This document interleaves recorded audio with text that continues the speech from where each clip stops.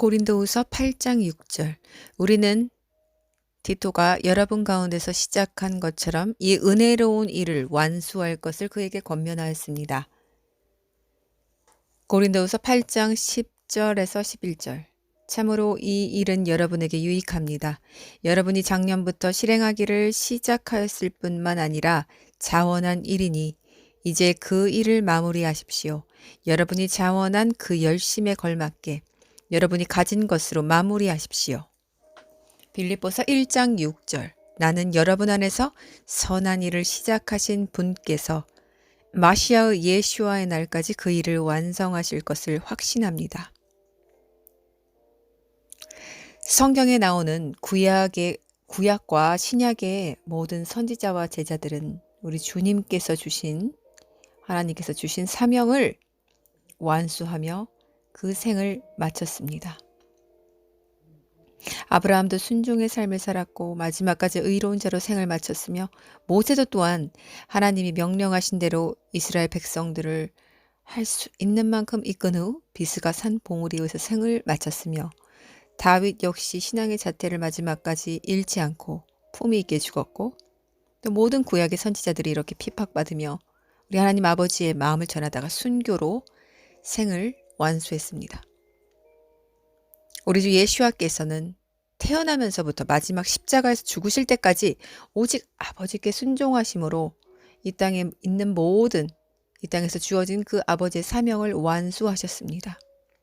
유다를 뺀 12제자들도 마찬가지고 초대교회의 성도들도 주어진 사명을 버리지 않고 모두 성령의 도움과 보호하심 아래서 아버지의 뜻을 이뤄드리고 죽었습니다.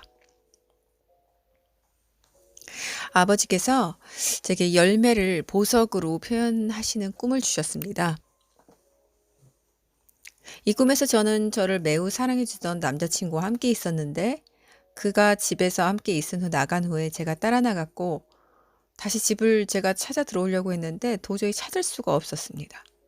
그때 다시 그 남자친구 애인과 함께 있던 2명의 무리가 나타나서 제게 그 집이 58동이라고 알려주었습니다. 58을 마치 제 영에 외쳐주듯이 각인시켜 주었기 때문에 제가 잊지 않고 일어나자마자 뜻을 찾아보았습니다. 그렇게 주변에서 맴돌며 헤매다가 드디어 58동이란 정확한 동을 받아들고 안심하며 가려는데 제 앞에 웬 보석가게가 갑자기 나타났습니다. 문을 열고 들어가서 저는 각종 모든 이 세상의 보석들을 구경했습니다. 사파이어, 루비, 다이아몬드 모든 보석들이 다 쇼윈도우에 전시되어 있었어요. 그 보석들을 구경하고 나와서 저는 다시 58동, 이제 정확하게 받은 그 목적지를 향해 나아갔습니다. 그리고 일어나서 찾아본 이 58의 히브리어 스트롱 넘버의 뜻은 미도우였습니다. 미도우는 푸른 풀밭, 푸른 초장을 뜻합니다. 시편 23장 2절에 나오죠. 그가 나를 푸른 풀밭에 누이시며 쉴 만한 물가로 인도하시는도다. He lets me rest in green meadow. He leads me beside peaceful streams. 이사야 44장 4절. 그들이 풀 가운데서 솟아나기를 시냇가에 버들같이 할 것이라. They will spring up like grass in a meadow, like poplar trees, like flowing streams. 그리고 제 서로 이웃 공개 글로 올린 이 꿈에 한 식구분이 댓글을 달아주셨는데 이분은 1월 동안 이 58의 숫자가 실제 달 안에 그려져 있는 비전을 계속적으로 보셨다고 하셨습니다. 하지만 그 숫자의 의미는 알지 못하셨던 거죠. 그리고 제 글을 보시고 심장이 멎는 줄 알았다고 하셨죠. 저도 그 댓글을 보고 심장이 멎는 줄 알았습니다. 그리고 또 우리 코이노니아 교회 한 자매님이 또 동시에 이 꿈을 꾼 날에 동시에 꿈을 꾸셨는데 이런 꿈이었습니다. 백화점 같은 화려한 곳이 아닌 남대문 시장 점포 같은 소박한 상점에서 상인 아주머니가 뭘 원하냐고 하셨고 또 여러 점포에서 모아서 한 바구니에 보석이 박힌 장신구들을 가져오시면서 자신을 거쳐 일이 빠르다는 그런 말씀하셨다고 하셨습니다. 자기를 거쳐야 일 진행이 빠르다고 하셨죠. 또 입양한 아기가 있었는데 그 아기가 우량아처럼 컸다는 것도 꿈에 나왔다고 합니다. 이에 대해서는 블로그에 뜻을 올려놓았는데 제가 앞서 받은 꿈은 우리가 앞으로 맺게 될 열매들을 보여주심이고 이 자매에게 보여주신 그 마지막에 이 꿈은 이 마지막에 그 열매들을 추수하시는 주님의 모습까지 보여주신 것입니다. 이 상인이란 그 점포의 주인이란 말인데 주인은 우리 예수하시며 그 점포는 추수 곡간을 뜻합니다. 그곳에 보석 박힌 장신구, 즉 우리 신부들, 주님의 제자들, 것들을 주인이 예수께서 바구니에 담아 가져오셨다고 했는데 이 점포의 주인인 바로 이 추수하는 주님, 이 주님이 추수하신 열매들을 말합니다. 신부들을 말합니다. 그리고 또 열매 맺도록 도우시는 성령을 또 의미하기도 합니다. 그래서 자신을 거쳐야 일 진행이 빠르다고 한 거죠. 성령의 도움 없이 우리 힘으로는 도저히 할 수 없음을 의미합니다. 우리 힘으로 우리가 우리 스스로 그 바구니 안에 들어갈 수 없죠. 제게 주신 꿈은 이 자매님의 꿈으로 완성되었습니다. 시작하신 이께서 꿈으로도 이렇게 완수하심을 보여주셨습니다. 우리의 힘과 노력이 아닌 성령의 도우심으로만 마지막 추수 곡간에 들어갈 수 있다는 그런 교훈을 우리에게 주셨습니다. 우리는 지금 이제 열매 맺는 출발 선상에 있습니다. 이제껏 물론 삶에서 주님을 대장 삼아서 믿음의 여정을 많이 달려오신 분도 있으시겠지만 우리에게 한옥화를 알려주시고 또 연기해 주신 주님께서 주신 이 엑스트라의 짧은 시간은 지금부터 너희가 열매를 제대로 맺어라 하고 주신 시간입니다. 우리가 주님의 마음에 흡족했다면 주님이 그때라도 우리를 데려가실 수 있을 겁니다. 있었으실 겁니다. 근데 우리에게 이 신부에게 맺어진 열매가 너무도 부족한 걸 주님이 보신 거죠. 그래서 우리의 진짜 열매 맺기는 이제 주님 오시기 직전 이제부터가 시작입니다. 그동안은 우리가 이 바벨론, 만몬신, 이 악한 적그리스도의 세상에서 구별되었다면 우리가 포기하고 내어드리고 이렇게 세상과 싸우며 구별된 것으로 이렇게 기쁨이 재물이 되어졌다면 이제는 우리 안에서 성령의 열매를 풍성하게 맺어야 합니다. 성령의 9가지 열매를 다시 한번 보겠습니다. 사랑, 기쁨, 평화, 오래 참음, 선, 인애, 신실함, 온유함, 절제. 이것입니다. 이 열매들을 이제부터는 더욱 우리 안에 깊이 심어서 우리의 토양을 가꾸고 우리 빛 대신 주님, 태양의 조명함, 그 빛의 조명함을 날마다 받고 또 자라게 하시는 이 성령의 피로 충만히 적셔져서 우리 안에서 이제 이 씨앗이 무럭무럭 자라 열매가 되어야만 합니다. 이 내적인 열매들은 제자로서 주님을 따라갈 때에 반드시 제자가 맺어야만 하는 열매들이고요. 이 누구도 핑계를 대면서 나는 이러이러해서 이것은 맺을 수 없었다고 핑계댈 수 없습니다. 주님과 날마다 교제하고 그 은혜 안에 거하는 사람은 주님을 사랑하게 되고 또 그 사랑 안에 거하다 보면 저절로 주님의 성품을 사랑하니까 자랑하게 되고 또 닮고 싶어 하게 됩니다. 그렇게 되면 닮게 되는 것입니다. 사랑하는 부부가 오래 살면 얼굴도 닮아간다는 말이 있고 또 실제로 그러합니다.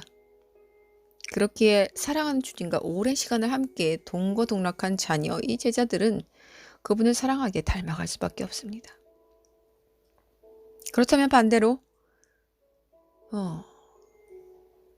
그 사람에게서 이 열매가 드러나지 않는다면 이 열매는 주님의 성품을 말하는데 이것이 드러나지 않는다면 그는 가짜라는 말이 됩니다. 아무리 교회를 수십 년 다니고 충성 봉사하고 기도를 하루 종일 하고 금식을 수없이 했다고 하여도 성품과 내면에서 주님의 이 열매가 드러나지 않으면 가짜입니다. 그걸로 판단하면 됩니다. 주님 안에 들어가면 주님을 닮을 수밖에 없게 되고 주님을 닮지 않았다는 말은 결국 주님 안에 거하지 않았다는 말밖에 되지 않습니다. 어떤 핑계도 논리도 성립될 수 없습니다. 어떠한 성품, 달란트, 은사 아무 필요도 없습니다. 그런 것들이 다 복합되어진 상태에서도, 다 다른 상태에서도 주님 안에 들어가면 주님의 이 열매를 맺을 수밖에 없게 됩니다. 그게 주님 안에 들어가 있다는 증거입니다.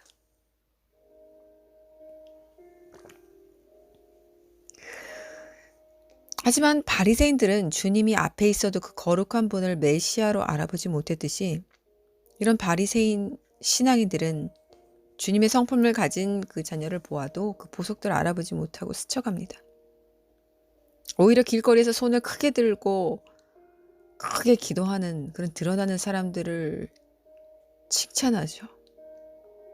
드러나는 사역을 하는 사람들을 칭찬합니다. 그리고 함께 모입니다.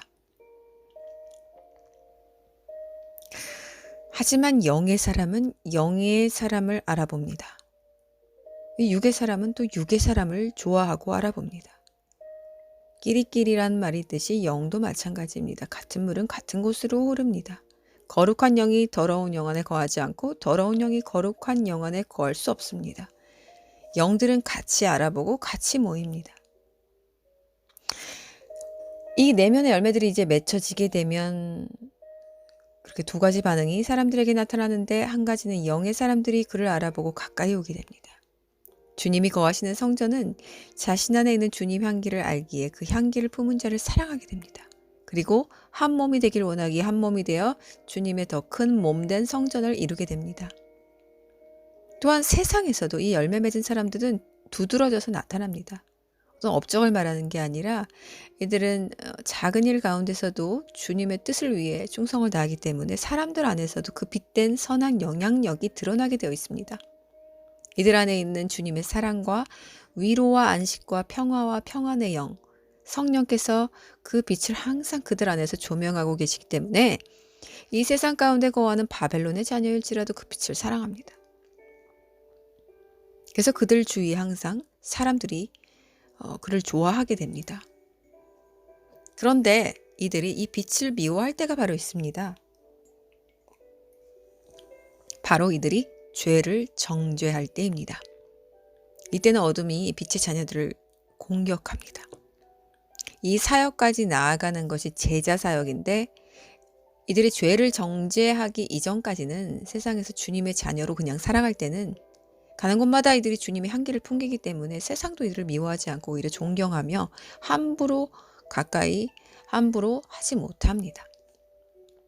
이렇게 생활하며 순례의 길을 오도록 한 자녀가 있는가 하면, 또 선지자처럼 핍박과 모욕과 조롱과 순환을 겪어야만 하는 이 십자가의 순례길을 허락하신 특별한 제자들이 있습니다. 이들에겐 선지자 사역이 따라붙기 때문에 이들은 죄를 정죄해야 하는 사명이 있고, 그렇기 때문에 세상에게 미움받고 멸시받을 수밖에 없습니다. 이들에게는 평범하게 빛의 자녀로 살아간 사람들과는 달리 하늘의 귀한 상급이 주어지며 천국에서 주님과 더 가까운 처소에 배치됩니다. 각자 이 세상에서 얼마나 주님의 뜻을 순종하며 더 십자가를 달게 졌는지, 그 이뤄 나갔는지에 따라서 하늘의 상급은 공평하게 책정됩니다. 자, 오늘 말씀에서 보면 시작한 것을 완수하는 것을 강조하고 있습니다. 왜 지금 이 시대의 교회가 덩치는 이렇게 커졌는데 성령의 능력의 역사가 보여지질 않습니까? 교회 건물이 사람이 많아지는 것과 성령의 역사와는 항상 정비례하지 않습니다. 그러나 이것이 정비례하는 곳이 있는데, 바로 척박한 박해가 심한 우리 세계 선교지에서 성령의 도우심과 하나님의 강권적인 도우심으로 복음이 비밀리에 퍼져나가고, 그래서 지하교회들이 무수히 생겨나고 있는 그런 척박한 땅들, 무슬림 국가들, 중국, 이런 곳들에서는 성령의 역사가 그 도우심에 따라 능력으로 퍼지며 그 수가 늘어나지만, 절대로 보여지는 그런 근사한 모습이 아니라 숨겨진 보화처럼 늘어납니다. 보이는 것이 전부가 아닌 것을 알고 있지만 우리 현대 크리스찬들은 보이지 않는 것을 믿는 것을 거부합니다. 하나님의 역사가 낮고 가난한 곳에서 왕성하게 역사한다는 걸 머리로만 알 뿐 정작 그들은 낮은 자가 되길 거부하기 때문에 낮은 자리에서 심겨지는 교회를 싫어합니다. 가장 근사한 모습으로 가장 사람들이 잘 모이는 높은 곳에서 자신과 자신의 교회가 서 있기를 원합니다. 성령은 사람이 주인된 곳에 계시지 않습니다. 아무리 그들이 자기 스스로 감동받아 눈물을 흘리고 찬양을 밤새 부르고 찬양 예배를 날마다 드린다고 해도 그것은 그들 자신이 우상되어 자신에게 도취되어 있는 것이기 때문에 하나님은 그곳에 계시지 않습니다. 자, 성령의 사역은 우리가 시작하는 것이 아닙니다. 이 사역은 오직 우리 하나님께서 시작하십니다. 하지만 이 시작은 모든 걸 갖추고 어떤 특정한 자리에 있는 사람들이 존경하는 어떠한 그런 선생의 자리에 있는 사람을 통해서만 하신 것이 아니라 특히 이런 자들을 통해서 시작하십니다. 낮고 가난하고 애통하는 자들을 통해 시작하십니다. 욥기 8장 5절. 만일 내가 하나님을 애타게 찾고 전능자께 간구하면, 만일 내가 깨끗하고 바르면 참으로 이제 그가 너를 일깨우시고 내 의의 거처로 회복하게 하실 것이다. 내 처음은 작으나 내 마지막은 매우 크게 될 것이다.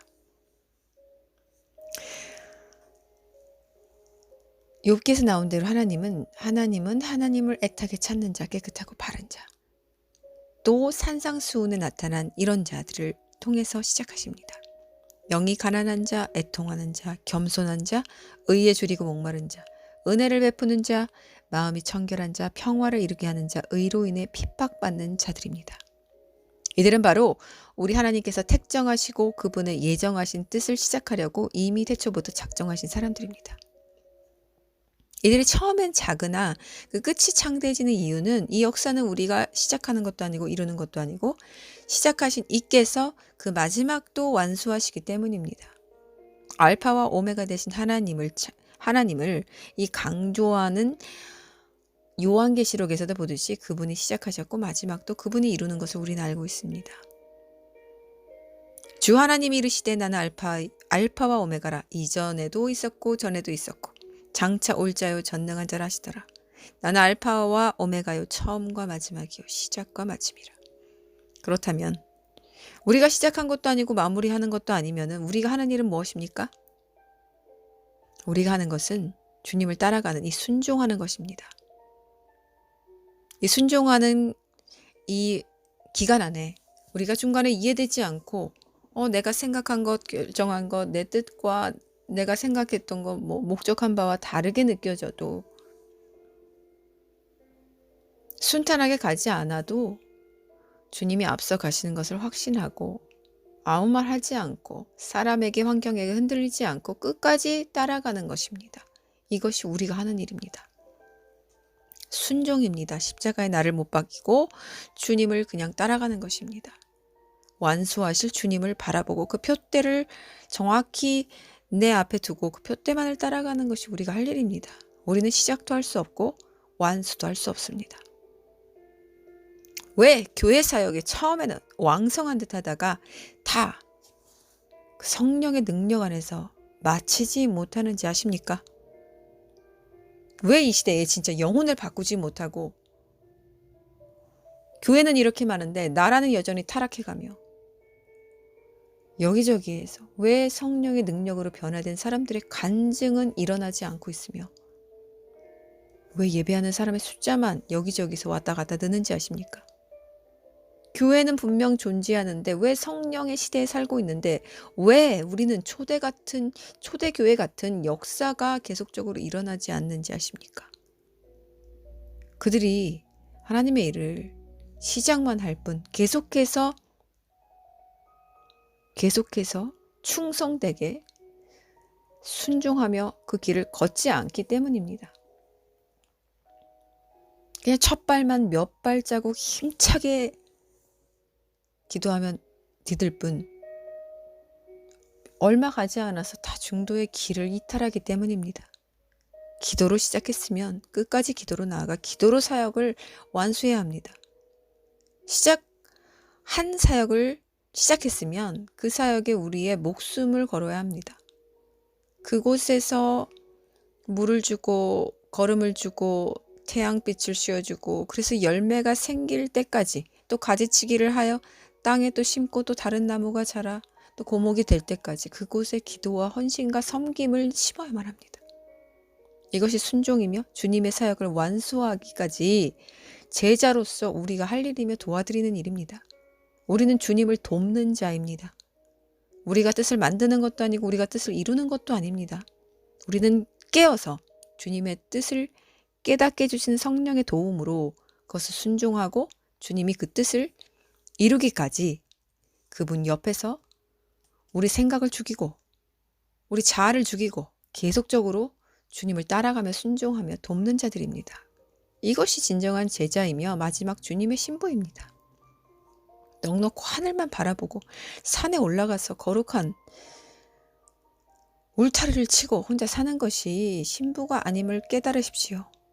아무런 빛의 행사도 세상에서 하지 못하고 또 하지 않으려는 이 게으르고 악한 스스로 믿는 자녀라고 생각하는 사람들은 그날의 주님께 꾸짖음을 받게 될 것입니다.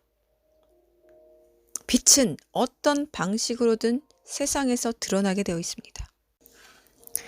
마태복음 5장 14절 너희는 세상의 빛이다. 산 위에 있는 성이 숨겨질 수 없다. 사람이 등불을 켜서 말 아래 두지 않고 등잔대 위에 두어 집에 있는 모든 사람을 비추게 한다.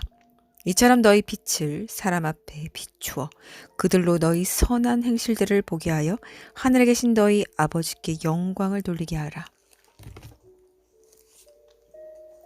이처럼 빛은 어떠한 방식으로든 숨길 수 없기 때문에 세상에서 사람들에게서 드러납니다. 목숨이 끊어져야만 순교가 아닙니다. 우리가 전심으로 영과 육을 주님께 드릴 때 헌신할 때 그 자체가 우리는 주님께 모두 드린 순교의 삶을 사는 것입니다.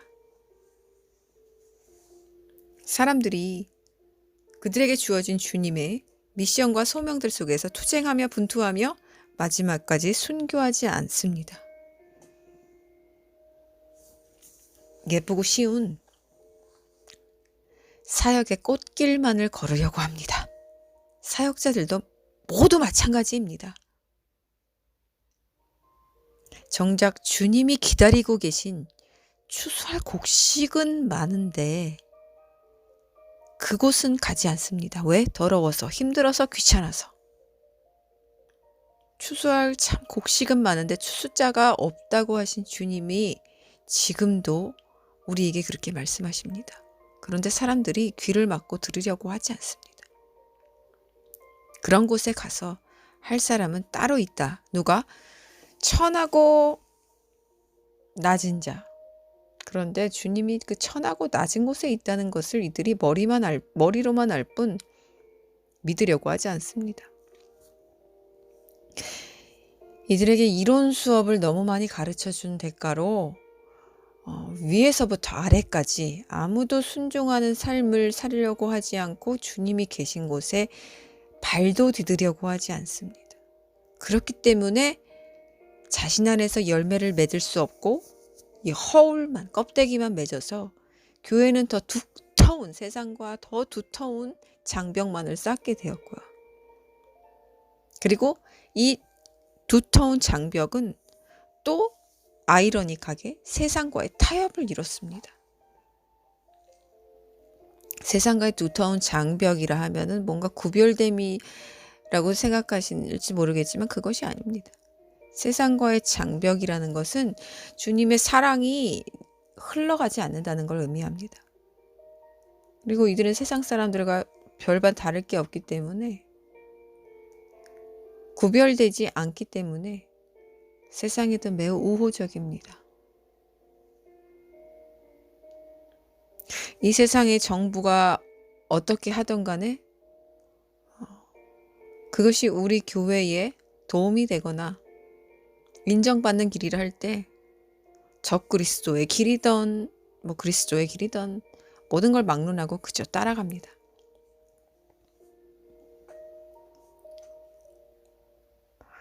이렇게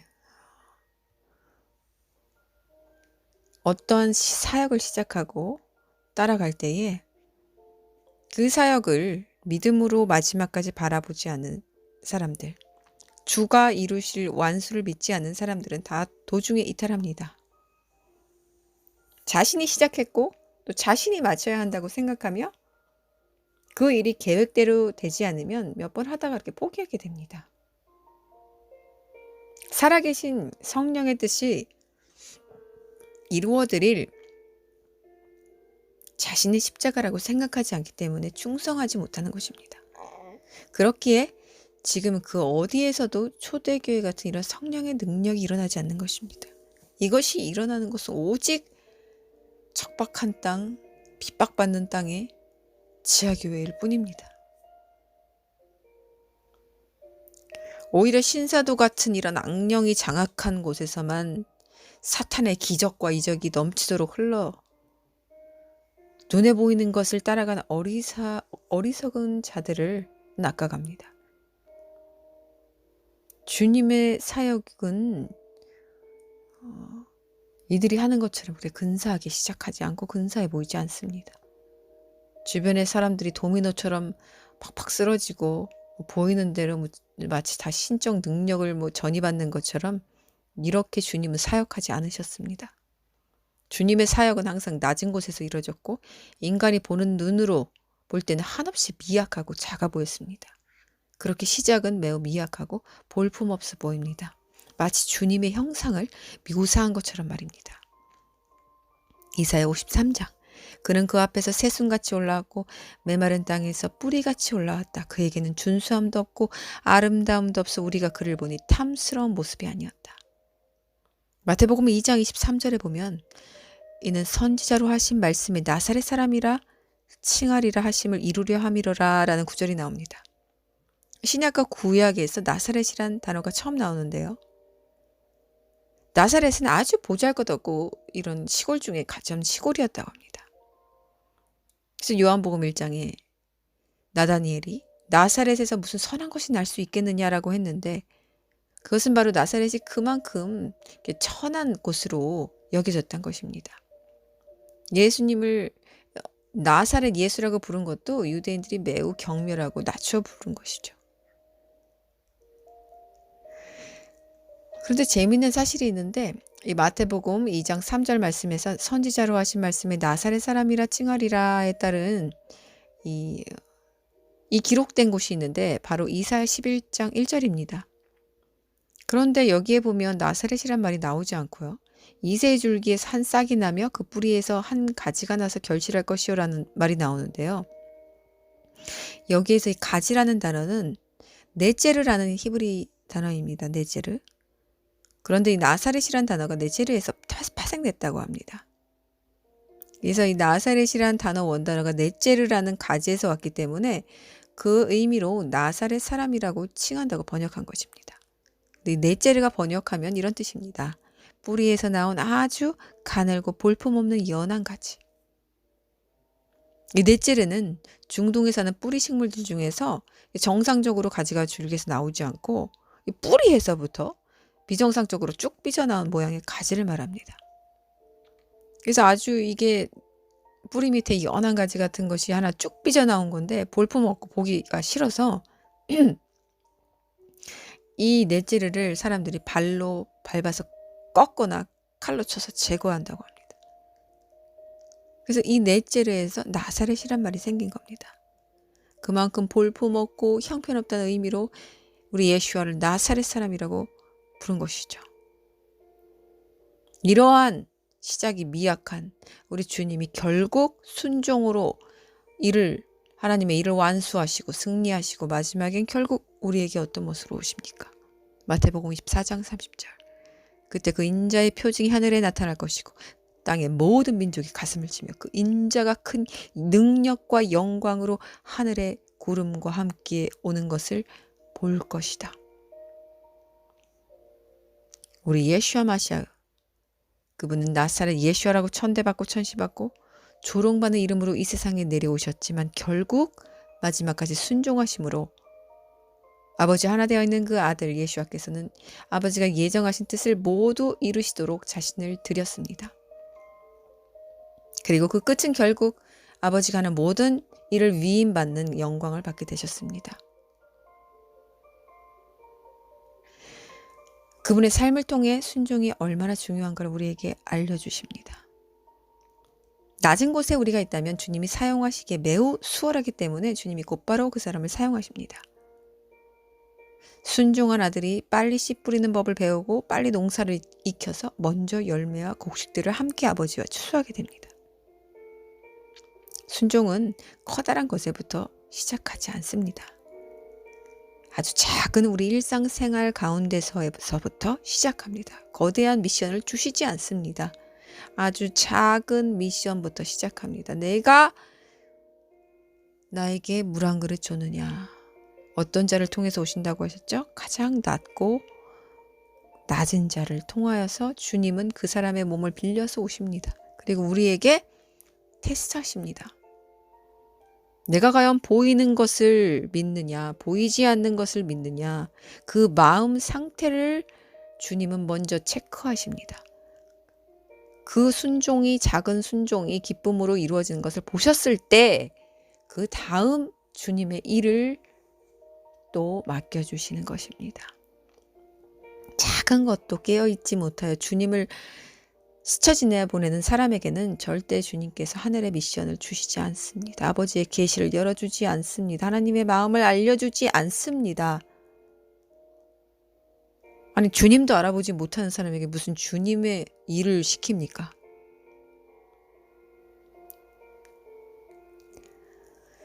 깨어있으라는 의미는 전적으로 주의 뜻을 이뤄드리는 삶을 살고 있으라는 의미입니다. 이 순종은 성령의 도움이 주어지기 직전의 단계입니다. 성령님은 어떠한 인간이 노력도 의지도 행동도 바치지 않은 상태에는 어떠한 도움도 주시지 않습니다.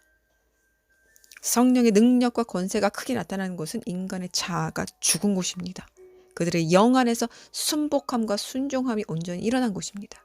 순종함의 결단과 결심이 일어난 곳입니다. 그곳에 성령의 능력과 권능과 아버지의 권세가 부어주심으로 그곳이 성령으로 주님의 뜻을 이룰 수 있도록 그것을 도우십니다. 주님의 일을 주께서 행하십니다. 복음이 진짜로 흘러가게 하시고 사람의 영혼을 변화시키시고 죽은 마른 뼈 같았던 영혼들을 살리십니다. 이것이 성령께서 하신 일입니다. 초대교회 같은 역사가 일어납니다. 이것이 일어나지 않는다면 그곳은 죽은 곳이나 다름없고 인간이 주인되고 우상화된 회칠한 무덤이란 말밖에 안 됩니다. 반드시 빛은 생명이기 때문에 그 빛은 살아 역동하고 움직입니다. 그리고 이것이 사람에게 쏘여진다면 그 영혼들은 반드시 살아나게 되어 있습니다. 이것이 정상인 것입니다. 그렇다면 반대로 사람이 살아나지 못한다면 무엇입니까? 빛이 없다는 말입니다. 생명은 요한복음 1장에서도 나오듯이 생명 자체가 우리 주님이기 때문에 우리 주님은 살아계신 분이기 때문에 이분이 함께 계시는 곳은 반드시 변화가 일어납니다. 그렇다면 왜 지금 이 시대 변화가 없습니까? 주님이 계시지 않는다는 의미이며 인간이 우상화된 교회가 이곳에 넓이해 있다는 뜻밖에 안 됩니다. 신적 능력이 어떻게 사람을 변화시키지 못하겠습니까? 그분은 신이신데, 그분은 이 세상을 창조하셨는데 주님의 능력이, 아버지의 능력이, 하늘의 능력이 부족해서입니까? 아닙니다. 그곳에 성령의 임재가 일어날 만한 인간의 순종이 없기 때문입니다. 지금은 우리가 이 순종하는 자들로, 이 제자들로 주님 앞에 굳건히 서야 할 때입니다. 생명은 우리 안에 있다면 흘러가야 합니다. 우리가 이 순종의 삶을 조금씩 주님 앞에 드릴 때 주님이 그 순종함의 크기를 조금씩 보시고 우리의 마음의 제사를 받으시며 그때에 우리가 알지 못하는 크고 창대한 하늘의 비밀을 담아서 우리에게 보여줄 준비를 하고 계십니다. 우리가 상상조차 하지 못했던 일들을 주님은 미리 계획하고 계십니다. 앞서가시는 우리 주님께서 제게 그분의 비전을 계속해서 보여주셨고 보여주실 것이고 저는 그때그때마다 순종함으로 그분이 원하시는 것을 바쳐드릴 것입니다. 그것이 제 마음과 정성과 모든 삶을 바쳐드리는 것입니다. 저에게 2017년 이제는 내가 고백하는 그 나에 대한 사랑을 입으로 하지 말고 행동으로 증명하라. 그렇게 명령하신 그 명령을 잊지 않기 위해 제가 무던히도 노력했습니다. 그러나 제가 키가 크는 성장기였기 때문에 그 증명은 처음에는 20%, 아니 처음에는 5%, 10%, 20%, 30%, 또 1년 후에는 50%, 2년 후엔 70% 이렇게 점차 늘어갔습니다. 이제는 그 증명하는 삶이 그 제자로서 주님 앞에서 증명된 삶을 제가 100% 주님께 보여드리길 원합니다. 사람이 아닌 주님 앞에서 주님이 원하고 기뻐하시는 자리에서 주님이 하라고 명하시는 사명과 미션 앞에서 제가 드렸던 그 고백, 그 증명된 사랑을 행동으로 순종으로 드릴 것입니다. 드리기를 원합니다가 아닌 드릴 것입니다. 이 의지의 드림, 행동의 드림, 삶의 드림을 통해 직접 추수법을 가르쳐 주시는 우리 주인과 함께 씨앗을 뿌리고 심고 자라나는데 함께 힘써 주님의 동역자가 되어드릴 것입니다. 이 동역자의 길에 이곳에 계신 모든 분들, 이것을 들으시는 모든 분들이 함께 동참하기를 원합니다. 시작하신 이께서 시작하신 일을 완수하실 것입니다. 그 중간 과정에는 우리의 순종만이 놓여 있습니다. 순종하는 종에게 하늘의 계시를 열어 보여주실 것이고 우리 안에 넘치는 성령의 은사와 은혜와 능력이 우리 안에서 우리를 변화시키고 또 거꾸로 거슬러가는 연어처럼 이 어두운 세상에 대항하여 아버지 하나님의 빛을 그 어느 때보다 찬란하게 강하게 비춰주실 것입니다. 마지막 때 어둠은 더 짙어져 갈 것이고 세상은 더 침몰해 갈 것이겠지만 우리가 함께하는 주님의 빛은 이 어둠 가운데서 더 강하게 비춰질 것이고 결국 이 땅은 마지막에 주님의 승리로 끝날 것이며 심판과 승리가 있게 될 것입니다. 이 직전에 주님의 사역에 동참하십시오. 얻어먹는 자로 구차히 생을 마치지 말고 추수에 동참하는 제자 일꾼이 되십시오. 하늘의 상급을 쌓는 제자의 사역을 맡아 충성된 일꾼으로 남으십시오. 꾸준하십시오. 한두 번 정성과 마음을 들이고 또다시 시들해지는 것이 아닌 마지막 그날까지 주님이 주신 사명에 내게 눈에 보이는 열매가 있던지 없던지 상관하지 말고 오직 순종함으로 충성된 자리를 지키십시오. 시작도 주님이 하시고 완수도 주님이 하십니다. 결과는 우리의 몫이 절대로 아닙니다. 자기 감정에 따라가는 그런 초기 베드로가 아닌 자신은 사라지고 주만 남아 주님만 드러나게 된 후기 베드로가 되십시오. 우리가 이 모든 주님이 시작하시는 그리고 완수하시는 사역까지 우리가 이것을 모두 동참하며 목도하는 제자들이 되기를 원합니다. 이것을 들으시는 모든 분들을 주님의 이름으로 축복하며 우리 주님 오실 때까지 조금도 이탈하지 말고 이 중도의 순종의 길을 이탈하지 말고 낙담하지 말고 낙심하지 말고 근심하지 말고 염려하지 말며 오직 이 성령의 열매를 맺기를 충실히 힘쓰며 또 이 열매를 우리뿐만 아닌 세상에도 흘려보내어 내 주위에도 흘려보내어 내 영의 식구들에게도 흘려보내어 함께 먹고 함께 기뻐하는 그런 우리 코이노니아 주님이 기뻐하시는 초대교회 성도들이 되기를 축복합니다.